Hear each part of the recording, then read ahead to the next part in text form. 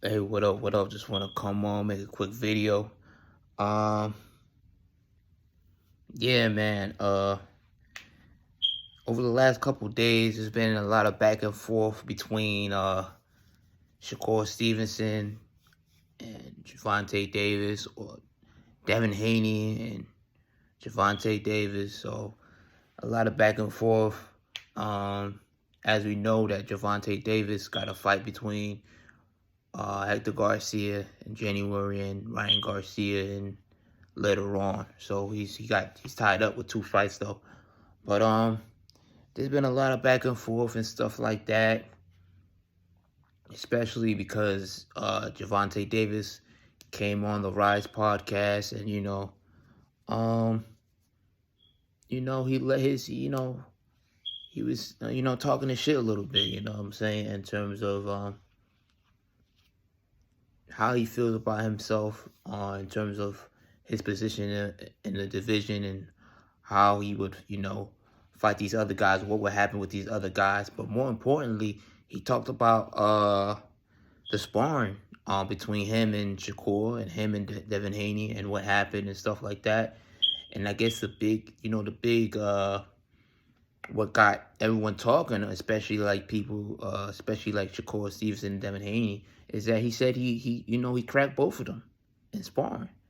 Basically, he hurt both of them in sparring. That's what he said, and it sparked Devin Haney and Shakur Stevenson to have some war of words on Twitter or social media, however you want to call it, and even on a couple of interviews you seen Shakur talk about it.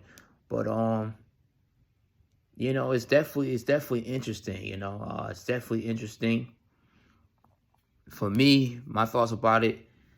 I mean, that's just what it is. That's just the fight game. People are gonna talk, and when I think about it,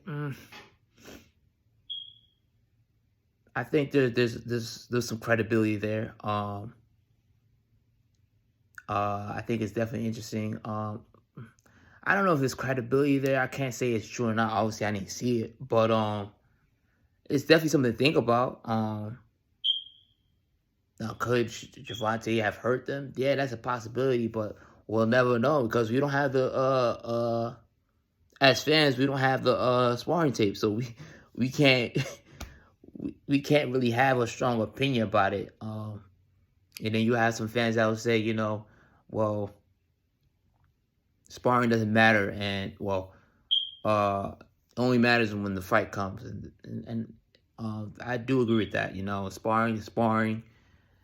I don't want to say sparring is sparring, but at the end of the day, how you perform on the night of the real fight is what's really gonna matter, and the real fight, when it comes to the fight of the night of the fight, that's what really matters.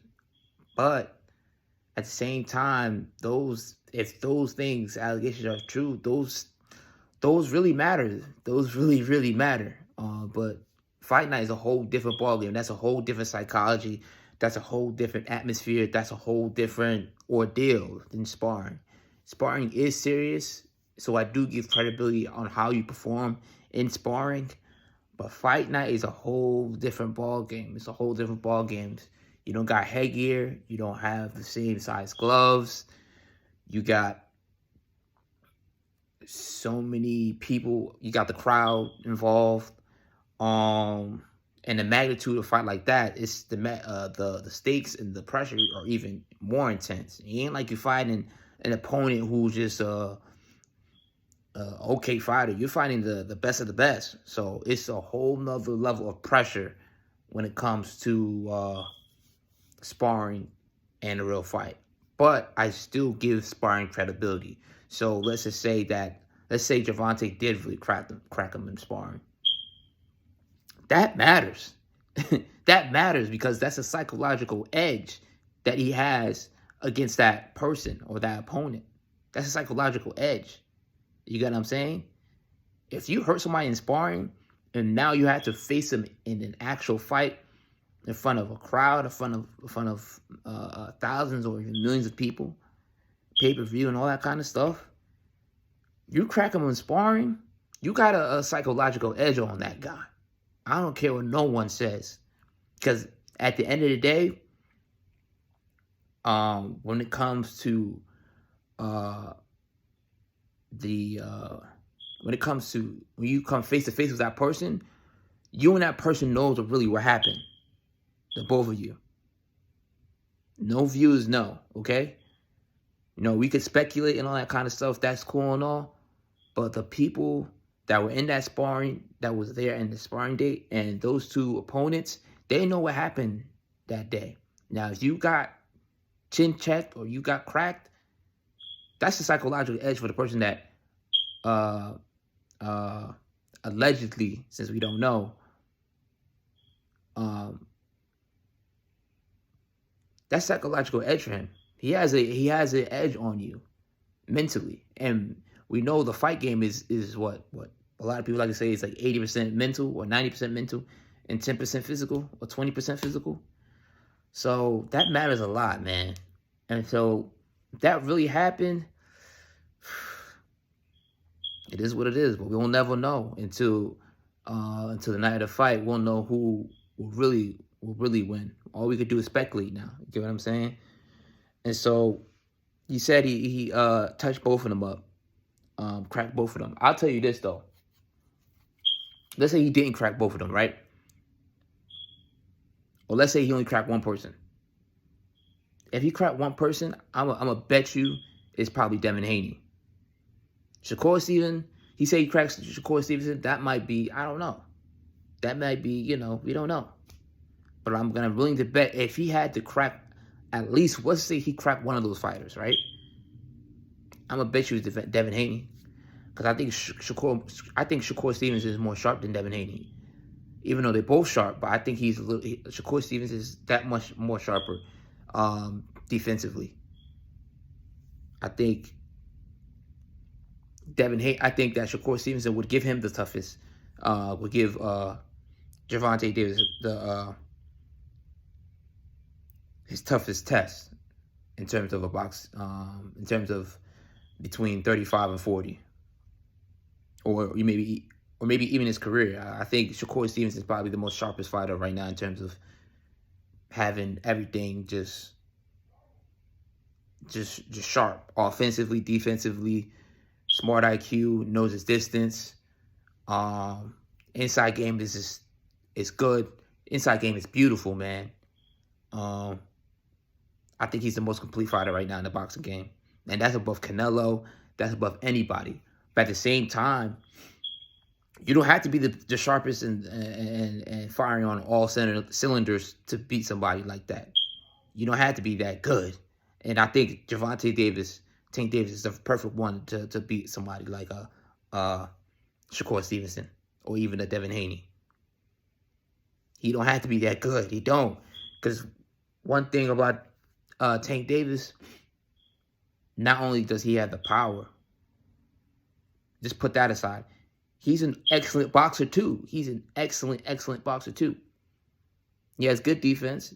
I wouldn't say he's terrible, but when he really wants to be defensively sound, he can be defensively sound. Case in point, when he fought Rolly, sharp. I've never seen Tank that sharp in a fight. I've never seen him that sharp. Never. Defensively, everything.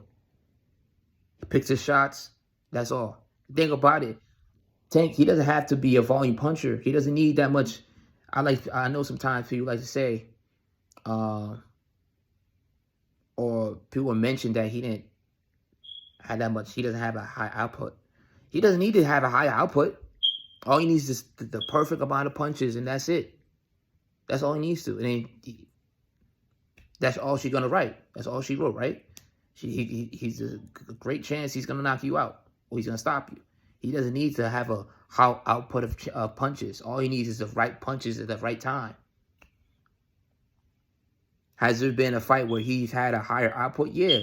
Go watch the what's that fight?